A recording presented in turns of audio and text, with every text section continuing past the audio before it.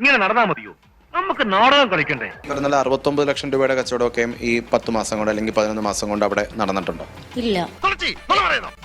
ഒരുമാതിരി ആസാക്കരുത്. Common sense വെച്ച് നോക്കിക്കഴിഞ്ഞാൽ 68 ലക്ഷം രൂപ 1 ഇയറിനുള്ളിൽ ഈ പറയുന്ന ആ ഷോപ്പിൽ നിന്നും ഈ 3 പേർക്ക് എങ്ങനെ കൊണ്ടുപോകാൻ വേണ്ടിയിട്ട് പറ്റുമെന്നുള്ള കാര്യം ലോജിക്കലി ചിന്തിച്ചു കഴിഞ്ഞാൽ അത് ഭയങ്കര ടഫാണ്.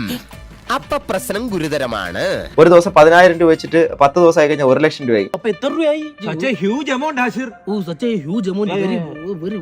സ്റ്റോക്ക് അവിടെ പോയി എന്നുള്ള കാര്യം ഇത്രയും നാളുകൊണ്ട് എന്തുകൊണ്ട് ദിയയുടെ ശ്രദ്ധയിൽപ്പെട്ടില്ല എന്നുള്ളത് ഒരു ചെറിയ ചിന്തയാണ്. ഇതെങ്കിലും മനസ്സിലാക്കാൻ കഴിവില്ലെങ്കിൽ പിന്നെ ഞാൻ എന്തിനാടാ ഈ വീക്കാവും പാസ്സായി ബാങ്കിൽ പോയിരിക്കുന്നത്? പക്ഷെ ഞാൻ ഒരു കാര്യം ഉറപ്പിച്ചു പറയാം, ദിയ കൃഷ്ണ ഇക്കാര്യത്തിൻ്റെ അകത്ത് നിരപരാധി തന്നെയാണ്. ഈ പറഞ്ഞ എമൗണ്ടിന്റെ കാര്യത്തിൽ മാത്രമാണ് എനിക്കൊരു കൺഫ്യൂഷൻ ഉള്ളത്. അയ്യോ, അങ്ങനെ ഒരു കുഴപ്പം അവിടെ ഇല്ല സാറേ.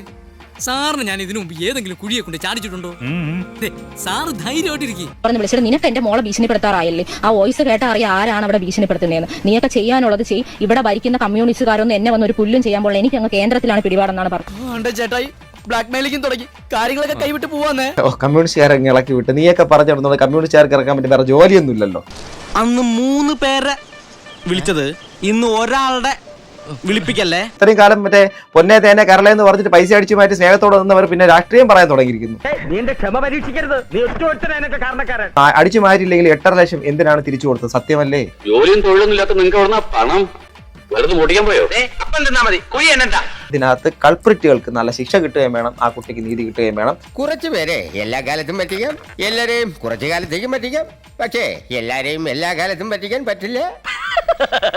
തൽക്കാലം ഇത്രയും മതി. വരട്ടെ.